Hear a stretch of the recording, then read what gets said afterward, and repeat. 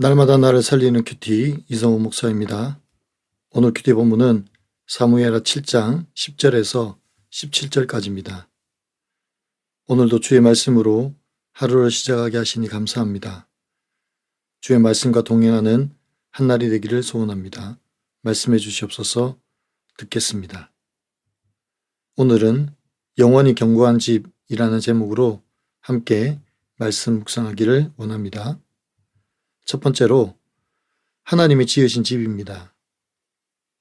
10절과 11절에서 다윗의 이름을 영원히 위대하게 하리라고 약속하셨던 하나님께서 이스라엘을 위하여 한 곳을 정하여 그를 심고 거주하게 하여 다시 옮기지 못하게 하시겠다고 약속을 하십니다. 뿐만 아니라 사사에게 명령하여 내 백성을 다스린 때와 같이 아니하게 하고 너를 위하여 집을 짓겠다고 하십니다. 이것은 하나님이 친히 다윗 왕조를 세워주시겠다는 주권적인 은혜의 선포입니다.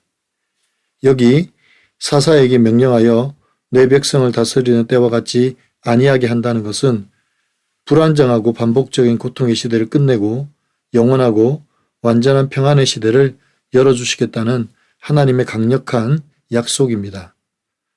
사사시대는 마치 사이클과 같았습니다. 백성들이 범죄하면 이방 민족에게 압제를 당하고 그들이 부르짖으면 하나님이 사사를 보내 그들을 구해주시고 그러다 사사가 죽고 나면 또다시 이 백성들이 하나님께 범죄하고 고통 가운데 들어갑니다. 이런 역사가 반복되는 시대가 곧 사사시대였습니다. 즉 사사시대는 사사의 유무에 따라 나라의 운명이 좌우되는 아주 불안하고 고통스러운 시대였지만 다윗의 시대는 사사시대와 같지 않게 하겠다고 하십니다. 이제 하나님께서 이 백성들을 친히 보호하시고 원수들을 물리쳐 주시며 편히 쉬게 하시겠다고 하십니다. 그리고 다윗의 나라가 편히 쉬도록 집을 허락해 주시겠다고 말씀하십니다. 구원은 인간의 열심이 아닌 하나님의 전적인 은혜로만 완성이 됩니다. 또한 하나님은 이 구원을 이루시기 위해 우리에게 일시적인 도움을 주시는 것이 아니라 그리스도 예수를 통하여 영원한 구원을 이루게 하셨습니다. 그래서 우리는 임마누엘의 주와 함께 영원한 안식을 누리며 살 수 있는 것입니다. 적용해 보세요. 내가 하나님을 위한다는 명분으로 정작 나의 만족과 공도를 위해 짓고 있는 집은 무엇입니까? 나의 집은 세상에서 허물어지는 집이 아니라 그리스도 예수를 통하여 지어진 영원한 집인 줄 믿습니까?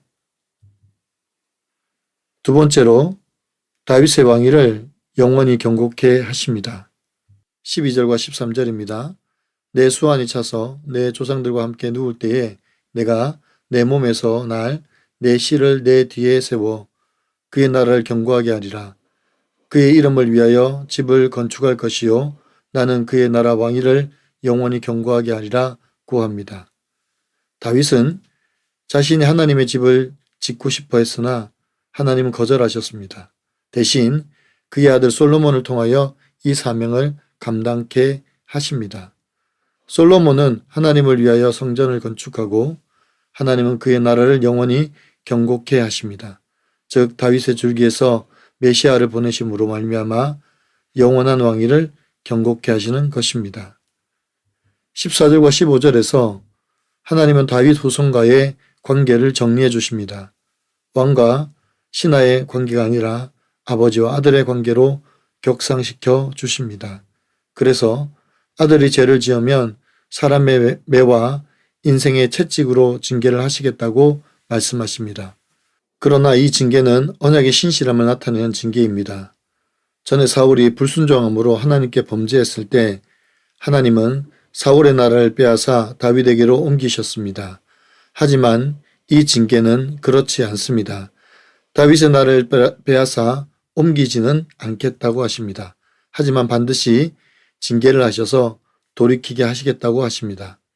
그래서 이 언약의 관계를 왕과 신하의 관계가 아니라 아버지와 아들의 관계로 말씀하시는 것입니다. 16절과 17절입니다. 내 집과 내 나라가 내 앞에서 영원히 보존되고 내 왕위가 영원히 견고하리라 하셨다 하라.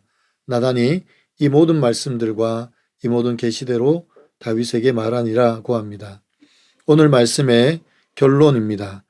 하나님은 다윗의 집과 나라를 하나님 앞에서 영원히 보존하고 그 왕위가 영원히 경고하리라고 선언해 주십니다. 우리의 삶이 때로는 사사시대처럼 흔들리고 죄로 인하여 매와 채찍을 맞을지라도 낙심하지 말아야 할 것은 하나님의 영원한 은총이 우리를 떠나지 않는다는 것입니다. 예수 그리스도라는 반석 위에 세워진 우리의 집은 영원히 무너지지 않는다는 것을 믿으시기 바랍니다. 여러분 어떻습니까? 나는 눈에 보이는 성공보다 내 안에 세워지는 그리스도의 성전을 기뻐합니까? 요즘 하나님이 나를 거룩하게 빚으시려고 허락하신 사람의 매와 인생의 채찍은 무엇입니까? 오늘 큐티의 묵상 간증은 면허 정지의 인생 채찍이라는 제목의 한 성도님의 묵상 간증입니다.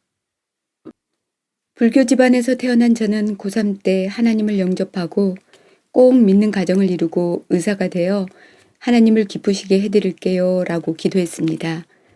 그러나 결혼 후 장애 아들을 낳고 전업주부가 되었습니다.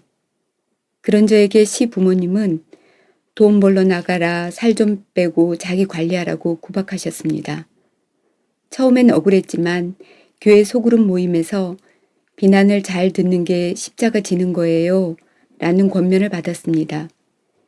이후 구박을 잘 당하기로 작정하자 저희 가정을 향한 시아버님의 속상한 마음이 느껴져 아버님을 웃으며 대할 수 있었습니다.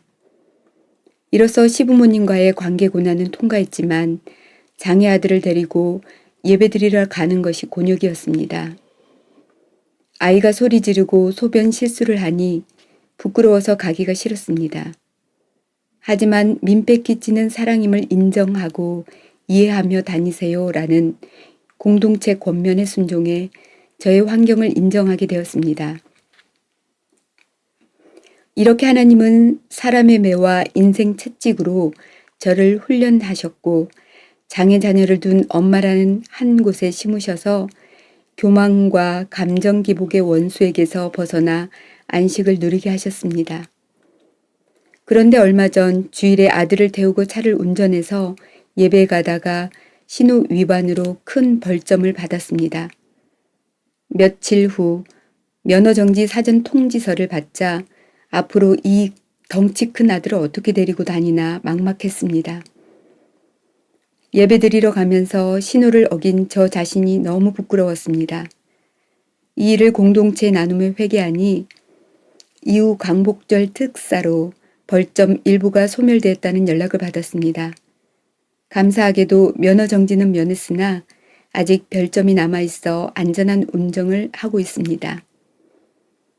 징계로 다윗의 집을 끝까지 붙으시는 것처럼 죄로 떠내려갈 수밖에 없는 저를 지켜주시는 하나님의 사랑에 감사드립니다. 저의 적용은 시아버님께 자주 전화드려 소소한 일상을 나누고 복음을 전하겠습니다. 아무도 안 보겠지 하며 교통 법규를 어기지 않고 안전 운전하겠습니다입니다.